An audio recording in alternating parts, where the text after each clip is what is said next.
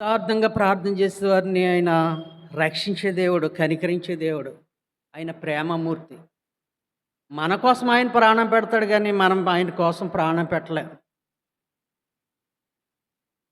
28 వచనంలో శ్రమపడి వారిని నీవు రక్షించెదవో, గర్విష్ఠులు గర్విష్ఠులకు ఎలా ఉంటాడంటే విరోధివై వారిని అణిచివేసేదవు.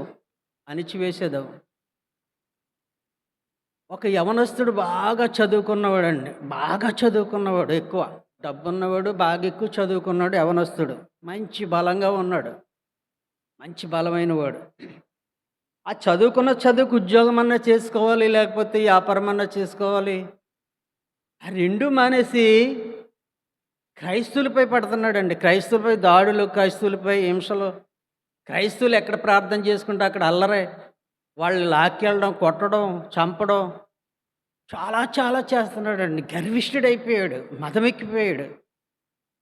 ఆ గర్విష్ఠుడు చూస్తుంటే క్రైస్తవులకి వణుకు దాడొచ్చేస్తుంది. ఇప్పుడు ఏ సమయంలో ఏం చేస్తాడో. కొంతమందిని వెనకేసుకున్నాడు, కొంతమందిని వెంట తిప్పుకుంటున్నాడు. ఫలానా ఇంట్లో ప్రార్థన జరుగుతుంది, పాటలు పాడుతున్నారంటే వాళ్ళ ఇంటికి వెళ్ళిపోయి ఆ ఇంట్లో అల్లరి చేసి వాళ్ళని ఈడ్చుకుని పోయి హింస పెట్టేవాడిగా ఉన్నాడు. అంటే అంత మత పిచ్చి పట్టుకున్నాడు. మత పిచ్చి.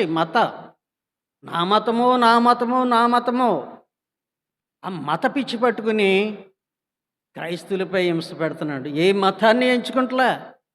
ఎవరైతే ప్రార్థన చేస్తారో, ఎవరైతే వాక్యం చెప్తారో, ఎవరైతే సువార్త ప్రకటిస్తావో ఆరిపై పడిపోతున్నాడండి. అంత గర్విష్ఠుడైపోయి ఉన్నాడు.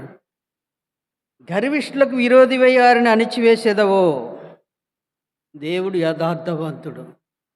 ఆ యొక్క క్రైస్తవులకు మహాహింస కలిగిందంటే చూడండి. అపోస్తుల కార్యాలు 8వ అధ్యాయం చూడండి. అపోస్తుల కార్యాలు 8వ అధ్యాయం మొదటి నుంచి చదవండి.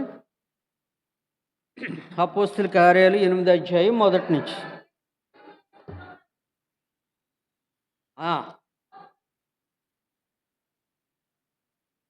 ఎలా వెళ్ళిపోయారు చూడండి. ఆ కాలమందు యెరూషలేములోని సంఘమునకు ఎంత గొప్ప హింస కలిగింది. సంఘానికి, క్రైస్తవులకి గొప్ప హింస కలిగిందంట. గొప్ప హింస అంటే ఇంకా అంతు లేదనమాట. ప్రార్థన చేసుకునే యోగ్యత లేదు, పాటలు పాడుకునే యోగ్యత లేదు, సువార్త చెప్పాలంటే భయము. గొప్ప హింస ఎవరికి కలిగింది? సంఘాలకు కలిగింది. కలిగినందున అపోస్తులు తప్ప అందరూ యూదయ సమరయ దేశములందు చెదిరిపోయారు. ఒక చోటను కూర్చుని ఒక గ్రామంలో, ఒక ఊళ్ళో బ్రతకవలసిన ఆ క్రైస్తవులంతా చెదిరిపోయారు. ఎందుకు చెదిరిపోయారంటే అంత అలజడి సృష్టించేస్తున్నాడు యవనస్తుడు. చూసారా ఎందుకింత కషి దారుణము? యేసుప్రభుని పూజించుకుంటూ, యేసుప్రభుని గణపరిస్తే, యేసుప్రభుని ఆరాధిస్తే, ప్రార్థన చేస్తే ఏంటి నష్టం? ఆనాడు ఉంది, ఈనాడు ఉంది వ్యతిరేకత. ఎప్పుడు ఉంటూనే ఉంటుంది. వ్యతిరేకత ఉన్నదంటే సాతానికి సాదృశ్యమో, గర్వానికి సాదృశ్యమో చూడండి. కానీ ఈ చెదిరిపోయిన వారు ఏం చేస్తున్నారంటే దాకోలేదు. గృహాల్లో నుంచి బయటికి రాకుండా ఎవరి మట్టుకాళ్ళు దాకోలేదు. ఏం చేస్తున్నారంటే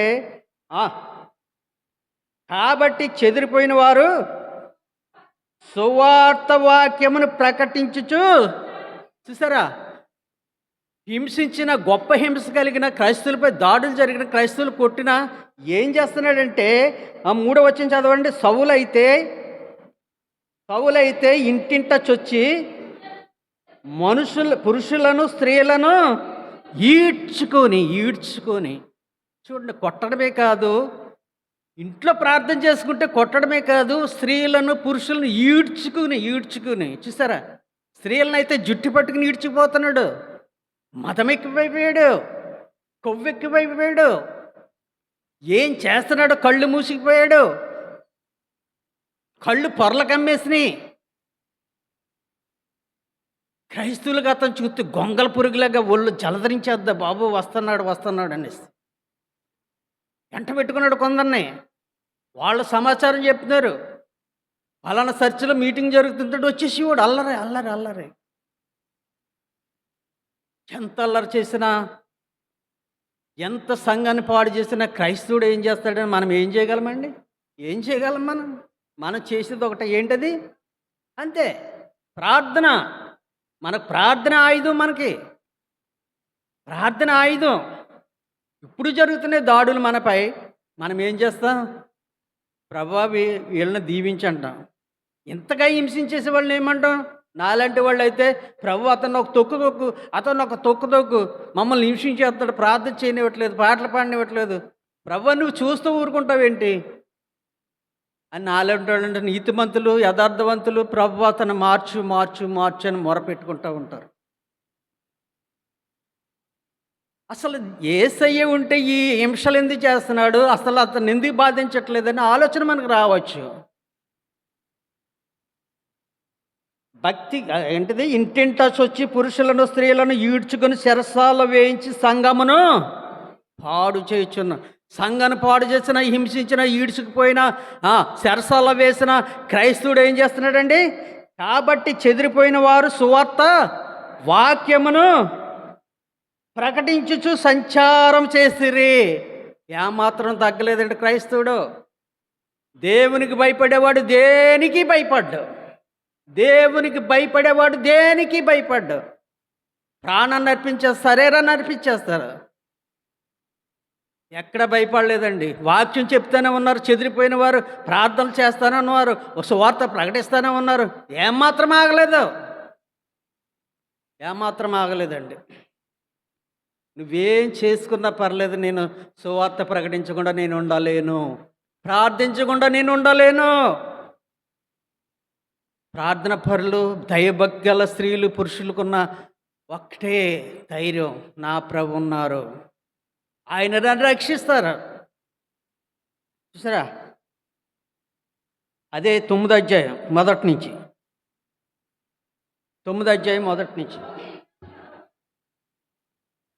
ఏం చేస్తున్నాడంటే, సౌలు ఇతనండి, సౌలు మత పిచ్చ పట్టినవాడు, కొవ్వు పట్టినవాడు, యవనస్తుడు. అతని చదువు, అతని బలాన్ని దేనికి ఉపయోగిస్తున్నాడంటే క్రైస్తవులపై ప్రయోగిస్తున్నాడు, చీమగల దేవుని బిడ్డలపై ప్రయోగిస్తున్నాడు. అతని పేరు సౌలు. సౌలు ఇంకను ప్రభు యొక్క శిశువులను బెదిరించుటను, ఏంటండి, హత్య చేయుటకును. చూసారా?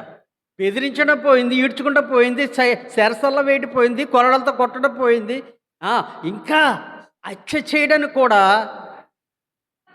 ప్రాణాధారం. ప్రాణాధారం అంటే ఏంటండి? ప్రాణాధారం అంటే ఏంటి? ప్రాణాధారం అంటే ఏంటో తెలియాలంటే కంచి ముక్కు మూసుకుని నోరు మూసుకుని ఉంటే తెలుస్తుంది. ఆ ఊపిరిగా భావిస్తున్నాడు, ఊపిరిగా భావిస్తున్నాడు. ప్రాణాధారం అయిపోయింది. క్రైస్తవులు హింసించడం, దూషించడం, హత్య చేయడానికి కూడా పత్రికలు రాయించుకున్నాడు ప్రభుత్వం చేత. నేను హత్య చేసిన, క్రైస్తవులు కొట్టినా, హింసించినా, వాళ్ళ కాళ్ళు చేతులు విరిసిన ఎవరు అడగడానికి లేదు. ఇదిగో పత్రికలు రాయించుకున్నాడు. ఏం చేశాడు? ప్రభు యొక్క శిష్యులు బెదిరించుటను, హత్య చేయుటైన తనకు ప్రాణాధారమైనట్టు ప్రధాన యాజకుల వద్దకు వెళ్ళి ఈ మార్గమందు, ఏ మార్గం అండి? ఈ మార్గమందు. ఈ మార్గం అంటే ఇదిగో ఇలా సమాజంకి కూర్చుని దేవుని గణపరుస్తున్న మార్గంలో ఉన్న వారిని అందరినీ ఈ మార్గమందు పురుషులైనను స్త్రీలనైనను కనుగొని ఎడల వారిని బంధించి యెరూషలేముకు తీసుకుని వచ్చుటకు దమస్కులోని సమాజం వారికి పత్రికలు ఇమ్మని అడిగాను. చూసారా? ఎంత రాజకీయం చేసేస్తున్నాడు చూడండి. ఏంటండి అంత కసి, అంత కోపమను? ఆనాడే కదా, ఈనాడు ఏనాడు జరుగుతూనే ఉంది క్రైస్తవులపై దాడులు. సృష్టికర్తను మరిసి సృష్టిని పూజించే ప్రతి ఒక్కడికి తెలియక వాళ్ళు ఇంకా హింస పెడతానే ఉన్నారండి క్రైస్తవుని. ఆయన సృష్టికర్త అని తెలియక. చూడండి, కీర్తన గ్రంథం 121 చదవండి. 121. యెహోవా నా శ్రమలలో యెహోవాకు మొర్రపెట్టి తిని, నా శ్రమలలో యెహోవాకు మొర్రపెట్టి తిని ఆయన నాకు క్రైస్తవుడు చేసే పని అది. శ్రమల్లో ఉన్నప్పుడు, వేదనలో ఉన్నప్పుడు దేవునికి మొరపెట్టడం, మోకరించి ప్రార్థన చేసే అనుభవంలోకి వచ్చినప్పుడు ఏ ఏ ప్రాణానికి భయపడండి, ప్రాణానికి భయపడు. నా శ్రమలో నేను యెహోవాకు మొరపెట్టిదిని, ఆయన నా మొర ఆలకించాను. నాకు మొర్రపెట్టు, నేను నీకు ఉత్తరం ఇచ్చేదను. నాకు మొర్రపెట్టి, అదే మనం చేసే పని అది. ఊరకే నిలిచుండి చూడమన్నాడు ఇశ్రాయేల్ ప్రజల్ని మోషే. ఊరకే నిలిచుండి చూడండి దేవుడు చేసే అద్భుత కార్యాలు. మీ కళ్ళారా చూస్తారు, మీరేం చేయక్కర్లేదు. ఆయుధాలు పట్టుకోక్కర్లేదు, యుద్ధం ఆడక్కర్లేదు, మీరు ఏ ప్రార్థన కూడా చేయక్కర్లేదు. మీరు ఊరకే నిలిచుండి చూడండి. చూశారు ఇశ్రాయేల్ ప్రజలు. ఎర్ర సముద్రం వెనకాల పరో సైన్యం. కొంతసేపటికి సముద్రం పాయలుగా ఈడిపోయిందండి. అంత గొప్ప దేవుడు. పాయలుగా ఈడిపోయింది సముద్రం. ఆరణ్యాల మీద నడిచిపోయారు ఇశ్రాయేల్ ప్రజలు. ఆయన గొప్పతనము ఊరకే నిలిచుండి చూడాలి. నాకు మొర్రపెట్టుమో, నేను నీకు ఉత్తరం ఇచ్చేదను. శ్రమలలో నేను మొర్రపెట్టుచున్నాను, ఆయన నాకు ఉత్తరం ఇస్తారు. శ్రమలలో మొర్రపెడుతున్నారు క్రైస్తవులు, ప్రార్థనలు చేస్తున్నారు, సువార్త ప్రకటిస్తున్నారు. ఇంకా పత్రికలు, ప్రాణాలు తీయడానికి పత్రికలు తీసుకున్నాడు. గుర్రాలపై సైన్యాన్ని వేసుకుని వెళ్తా ఉన్నాడు. ఎక్కడి నుంచి వెళ్తున్నాడు? ఎక్కడి నుంచి వెళ్తున్నాడు? యెరూషలేము అల్లరి చేస్తాడు. యెరూషలేము ఉన్న క్రైస్తవులందరూ పాడు చేస్తాడు. ఇప్పుడు ఎక్కడికి వెళ్తున్నాడు? దమస్కు వెళ్తున్నాడు. యెరూషలేమునికి దమస్కుకు చాలా దూరం. ఇక్కడ పాడు చేశాడు. అక్కడ క్రైస్తవులు ఉన్నారు, యూదులు ఉన్నారు, వాళ్ళందరినీ పాడు చేయాలని కంకరం కట్టుకున్నాడు, వెళ్ళిపోతున్నాడు. దేవుని మొరపెట్టిన ప్రార్థన ఊరికే పోదండి. ప్రార్థన ఫలితాలను ఇస్తుంది. ప్రార్థన పరిస్థితులు మారుస్తుంది. ప్రార్థన పరిస్థితులు మారుస్తుంది. ఇక్కడ ప్రార్థన జరుగుతూ ఉంది. హింసిస్తున్నాడు, దూషిస్తున్నాడు, చేస్తున్నాడు, పత్రికలు పట్టుకుని వెళ్ళిపోతూనే ఉన్నాడు. దమస్కులో ఉన్న పెద్దలు లేక అధికారులు, చేయంటయ్యా నువ్వు ప్రజల్ని హింసిస్తున్నావు, చంపుతున్నావు ఏంటంటే, ఇదిగో పత్రికలో నేను ఆర్డర్ తీసుకొచ్చాను, చంపడానికి అధికారం ఉంది నాకు. ఈ మార్గంలో ఎవరుంటే వాళ్ళని చంపడానికి అధికారం ఉంది. మనమైతే మనం ఏం చేస్తామండి? మనము ప్రార్థన చేయాలి. ఇప్పుడు చేయట్లేదా? ఎక్కడికి శుభార్త వెళ్ళినా, మనపై దాడులు చేసినా ఏం చేస్తున్నాం? మనం ప్రార్థన చేస్తున్నాం. అది సంఘం అంతా అదే చేసింది, ప్రార్థన. దేవుడు ప్రార్థన ఆలకిస్తాడు. తన ఆలయంలో ప్రార్థన చేసేవారు ప్రార్థన ఆలకిస్తానని వాగ్దానం చేశాడు. ఆయన నా కోట, నా శైలము, నా దుర్గము, ఆపత్కాలంలో ఆదుకునే దేవుడు, గర్విష్ఠుల గర్వాన్ని అణిచే దేవుడు. మనం చదువుకున్న లేఖన భాగాలు ఆయన మంచి దేవుడు. ఇప్పుడు ఏం చేశాడో చూడండి. దమస్కుకి వెళ్ళిపోతున్నాడు. అతడు ప్రయాణం చేయొచ్చు. దమస్కు దగ్గరికి వచ్చినప్పుడు ఏమత్తుగానండి?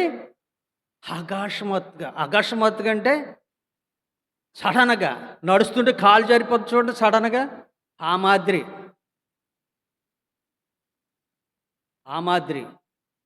మరి ఇన్నాళ్ళు చెదరగొట్టి, ఇన్నాళ్ళు పాడు చేసిన వ్యక్తి, మరి క్రైస్తువులని వారు ఏమనుకుంటారు? అసలు దేవుడు మమ్మల్ని కరుణిస్తలేదా? దేవుడు మమ్మల్ని కాపాడట్లేదా? మాకు ఆధారం చూపెట్టలేదు అనుకున్నారేమో. ఇప్పుడు చూడండి, అకస్మాత్తుగా ఆకాశం నుండి ఒక వెలుగు అతని చుట్టూ ప్రకాశించాను. అకస్మాత్తుగా దమస్కు వచ్చేసాడు. చాలా మైళ్ళు దూరం నుంచి వచ్చేసాడు. సరిగ్గా దమస్కు ఎంటర్ అయ్యేటప్పటికి అకస్మాత్తుగా పెద్ద వెలుగు వచ్చేసింది. చదువమ్మా. అతడు నేల మీద పడి, సౌలా సౌలా నీవేళ నన్ను హింసించుచున్నావు. ఎప్పుడైతే నేల మీద పడ్డాడో అతని పరిస్థితి మారిపోయింది. నేల మీద పడడం అంటే ఇంక మరణించినట్టే లెక్క. పడ్డాడరా గోతులని అంటాం చూడండి. పడ్డాడరా.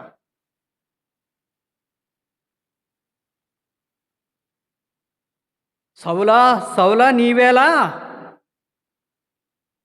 ఆయన అంటాడు ఏమంటాడు? నేను ప్రభువా నీవెవడవని అడుగ. ఏమన్నాడండి ముందు? ప్రభువా అంటే ప్రభువా అన్నాడు. తర్వాత ఏమన్నాడు? నీవెవడవు అంటున్నాడు. అంటే స్పష్టంగా దేవుడు వెలుగు చూపించాడు, చక్కని మాటలు విన్నాడు, ప్రభువా అన్నాడు. పైగా నువ్వెవడవు. మళ్ళీ డౌట్ వచ్చిందేమో. ప్రభువా నువ్వెవడవు? ఆ, నేను నీవు హింసించుచున్నా యేసును. ఇక్కడైతే 22లో అయితే స్పష్టంగా ఉందన్నమాట. 22లో చూడండి. 22 22 సాక్ష్యం చెప్తున్నాడు ఇక్కడ 6వ వచనం నుంచి. నేను ప్రయాణం చేయుచుండగా దమస్కునకు సమీపించినప్పుడు మధ్యాహ్న కాలమందు ఆకాశం నుండి గొప్ప వెలుగు అకస్మాత్తుగా నా చుట్టూ ప్రకాశించెను. నేను నేల మీద పడి, సౌలా సౌలా, నీవెందుకు నన్ను హింసించుచున్నావని నాతో ఒక స్వరము పలుకుట వింటిని. అందుకు నేను, ప్రభువా నీవెవడవని అడిగినప్పుడు ఆయన, నేను నీవు హింసించుచున్న నజరేయుడైనా. సరే, ఇక్కడ జరిగింది సాక్ష్యంగా చెప్పుకుంటూ పోతున్న సిచ్యువేషన్ ఇది. సాక్ష్యంగా చెప్తున్నాడు. ఆ రాజులు ఎదుట, ప్రధానులు ఎదుట అనేక చోట్ల సాక్ష్యం చెప్తున్నాడు. నీవు నీవు హింసించుచున్నా నజరేయుడైన యేసునని నాతో చెప్పాను. నాతో కూడా ఉన్నవారు వెలుగును చూసిరి కానీ నాతో మాటలానివని స్వరం వారు వినలేదు. వెలుగును చూశారు కానీ ఆ స్వరం నా చెవుల్లో చచ్చిపోయిందండి.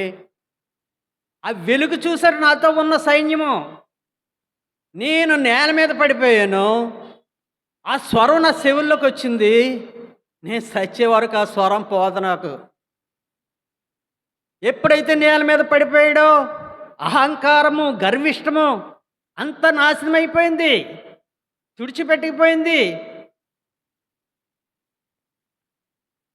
రండి మళ్ళీ అక్కడికి వచ్చేయండి 9వ అధ్యాయానికి. ప్రభువా నీవెవడవని 5వ వచనం. ప్రభువా నీవెవడవని అతడు అడుగుగా ఆయన నీవు హింసించున్న యేసును లేచి పట్టణంలోకి వెళ్ళి అక్కడ నీవు ఏమి చేయవలనది నీకు తెలియబడినని చెప్పాను. అతనితో ప్రయాణం చేసిన మనుషులు స్వరం వినరు కానీ ఎవరిని చూడక మౌనులై నిలబడిరి. సౌలు నేల మీద నుండి లేచి కన్నులు తెరిచినను. ఏం చేస్తున్నాయంటండి? కన్నులు తెరిచినను. ఏమీ లేదు, అయిపోయింది. కొవ్వంతా రాలిపోయింది. పొరలు కమ్మేసి కళ్ళు. నేల మీద పడిని ఎత్తుక్కుంటున్నాడు. ఎవరిని హింసిస్తాడు ఇప్పుడు? ఎవరిని శిక్షిస్తాడు? ఎవరిని ఈడ్చుకెళ్తాడు?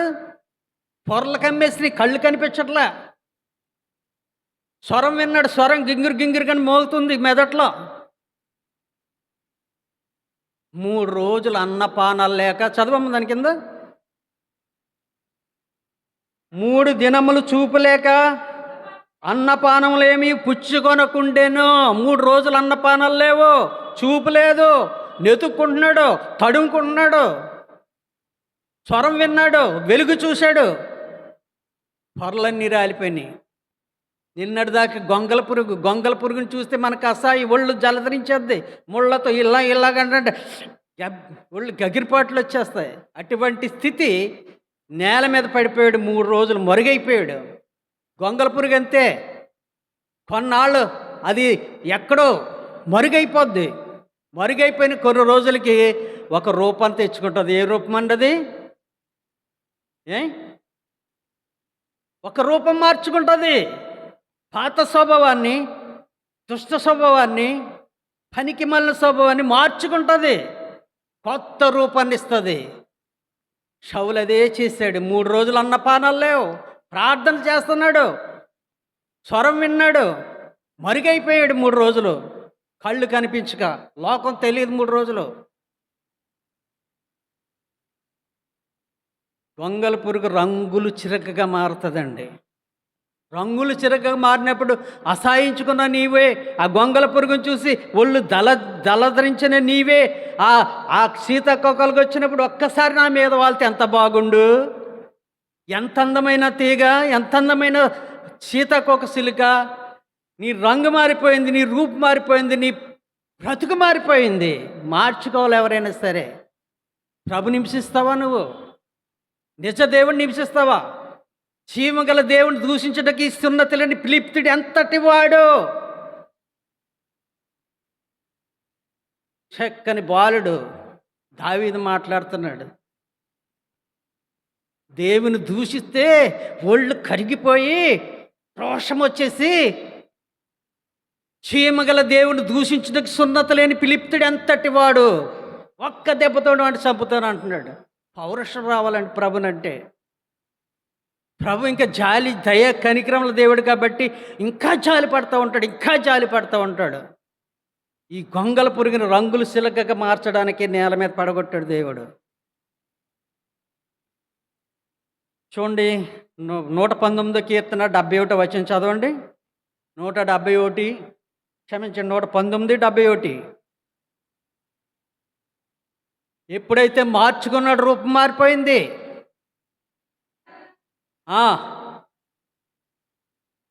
స్పష్టంగా చదవాలా? చదవండి. నేను నీ కట్టడాలను నేర్చుకున్నట్లు శ్రమ నొంది ఉండటం నాకు మేలయ్యాను. ఇప్పుడు మేలయింది. శ్రమను అనుభవించుతున్న సౌలుకి మేలయింది. ఏ మేలయిందో చూడండి. 11వ వచనం.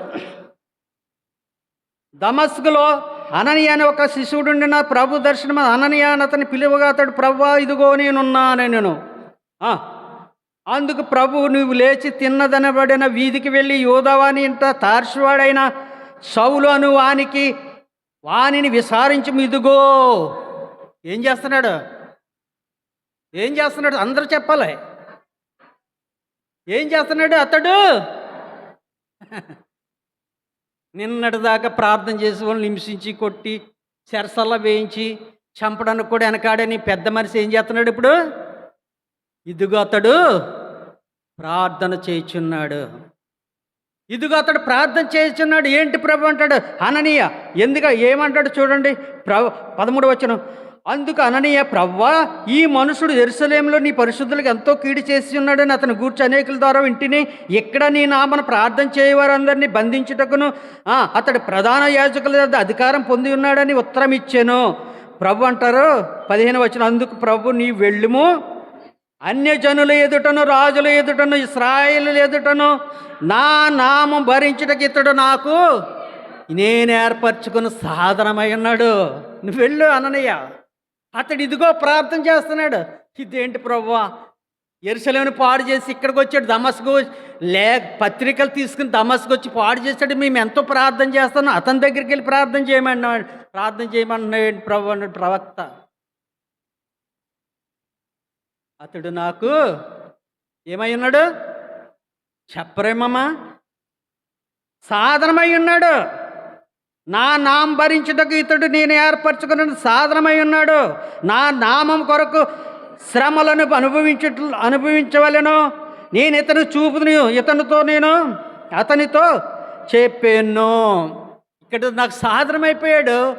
అతని గొంగల పురికి కాదు, ఇప్పుడు సీతాకోకశిలుగా మారిపోయాడు. అననీయ నువ్వు వెళ్ళేటోడికి అతను ప్రార్థన చేస్తున్నాడు మోకరించి.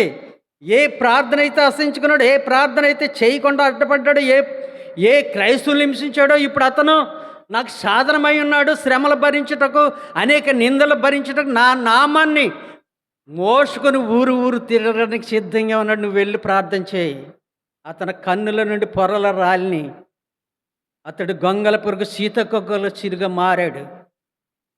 వేటాడే సింహము సాధు జంతువైన గొర్రె పిల్లను లేక లేడి పిల్లను ఎలా తిని ఎలా చంపి భయపెట్టిందో ఇప్పుడు గొర్రె పిల్ల కంటే అతి మిక్కిలిగా మారిపోయాడు. నువ్వు వెళ్ళి ప్రార్థన చేయి.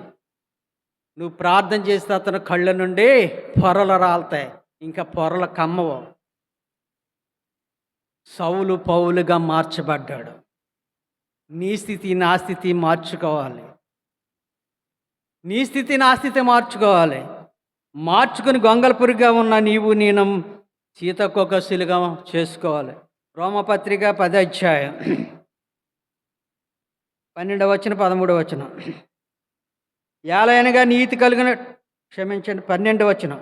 యూదుడని గ్రీసు దేశుడని భేదం లేదు, ఒక్క ప్రభువే అందరికీ ప్రభు అయి ఉన్నాడు. ప్రభు అయి ఉండి తనకు ప్రార్థన చేయవారందరి ఎడల కృప చూపుటకు ఐశ్వర్యవంతుడై ఉన్నాడు. ప్రార్థన చేయవారి ఎడల కృప చూపుటకు ఆయన ఐశ్వర్యవంతుడై ఉన్నాడు. ఇంకా ఎందుకనగా ప్రభునామంను బట్టి ప్రార్థన చేయవాడు ఎవడు వాడు రక్షింపబడతాడు. ఇప్పుడు రక్షింపబడ్డాడు పౌలుగా మార్చబడ్డాడు. గొంగల పురుగున స్థితిని మార్చుకున్నాడు, గతిని మార్చుకున్నాడు.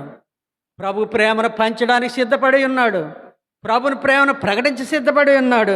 నా నామమున ఎవడో ప్రార్థించిన నా నామమున, ఎందుకనగా ప్రభునామం బట్టి ఎందుకనగా ప్రభునామం బట్టి ప్రార్థన చేయవాడు ఎవడు వాడు రక్షింపబడ్డాడు. సౌలు సాధనమై ఉన్నాడు.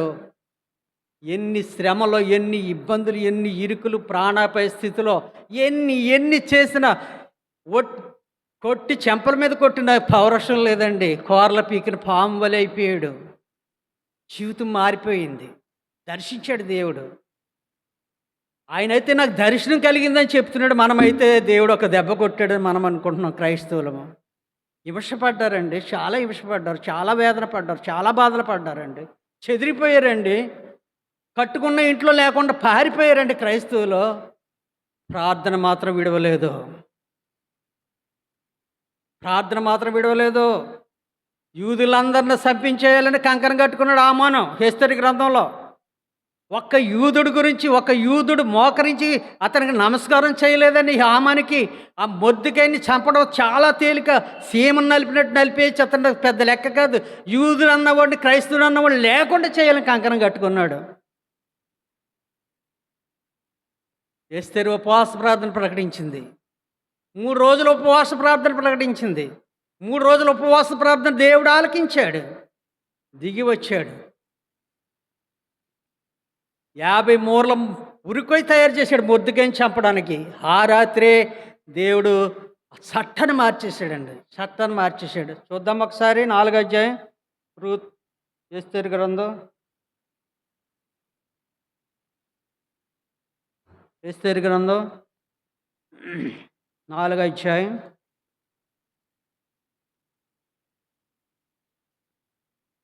4వ అధ్యాయం 15వ వచనం నుంచి 14వ వచనం నుంచి చదవమ్మా. నీవు ఈ సమయమందు ఏం మాట్లాడక మౌనుగా ఉండిన ఎడల యూదులకు సహాయం విడుదలై మరొక దిక్కు నుండి వచ్చును.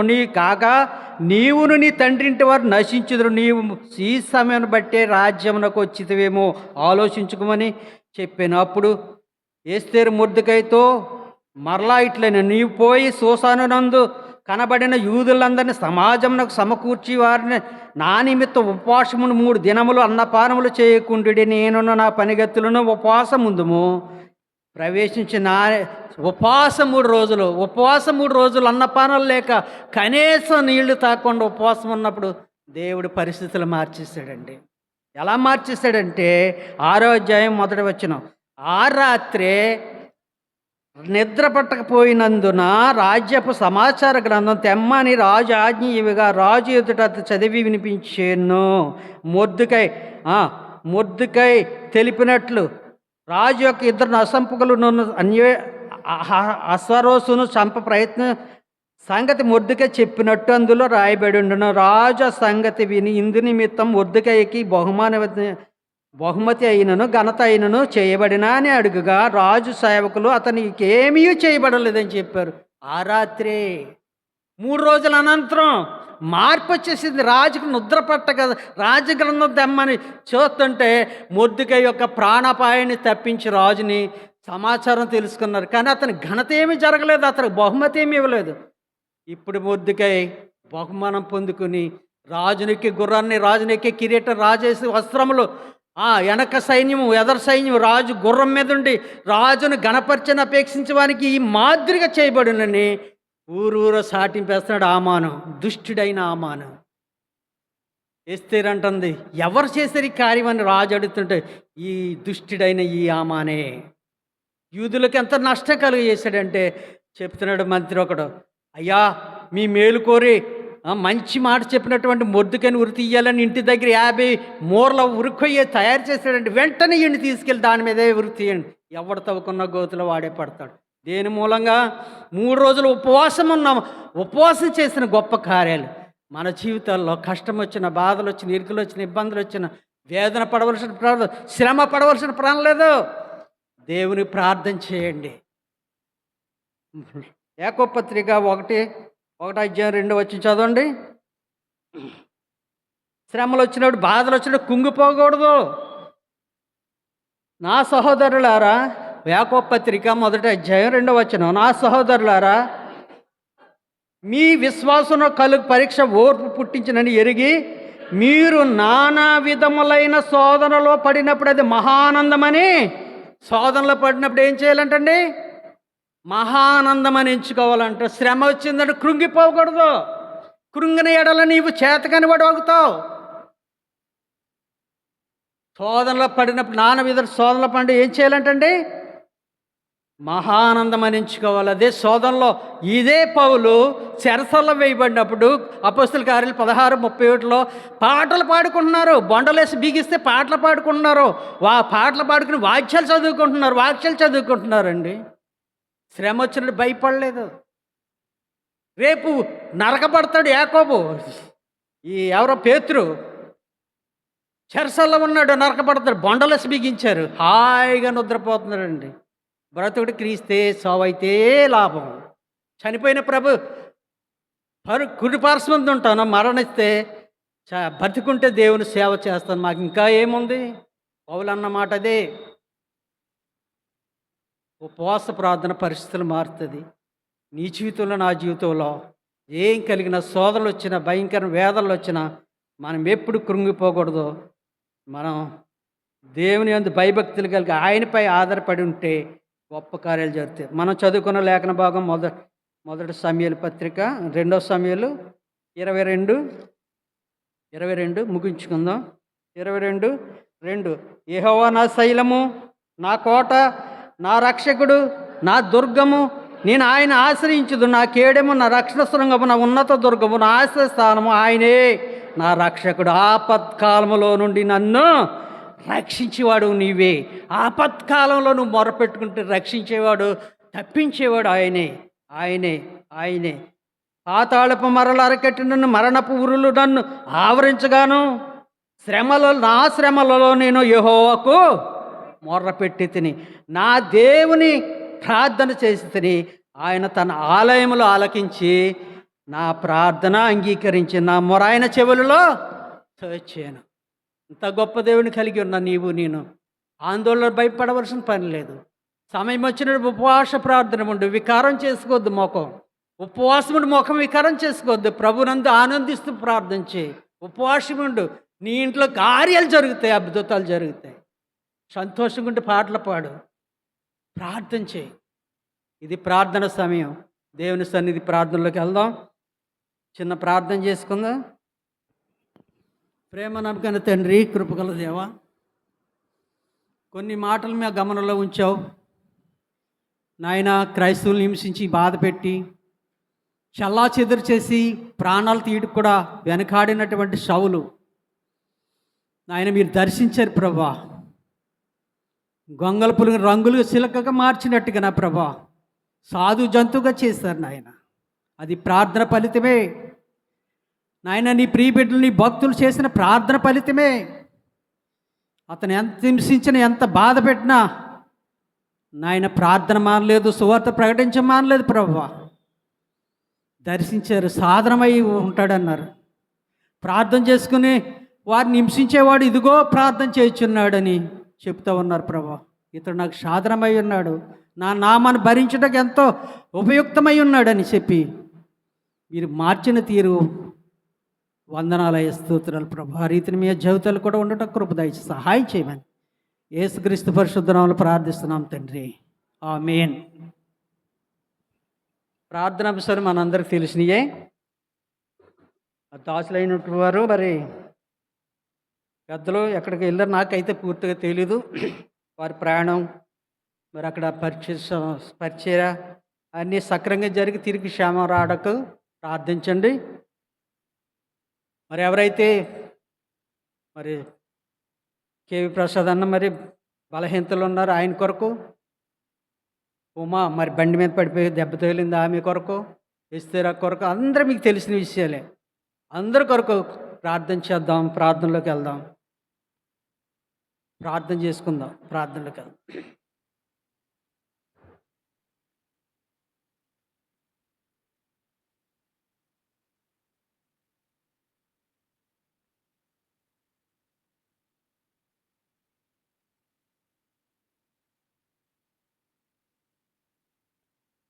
వంటశాల పనిచేసేవారు. మరి ముగ్గురు మనుషులు ప్రార్థన చేసి ముందుగా వంటశాలకి వెళ్తారండి. తర్వాత మరి అందరూ చేద్దాం. ముందుగా ముగ్గురు వంటశాలకి వెళ్ళేవారు ప్రార్థన చేయండి.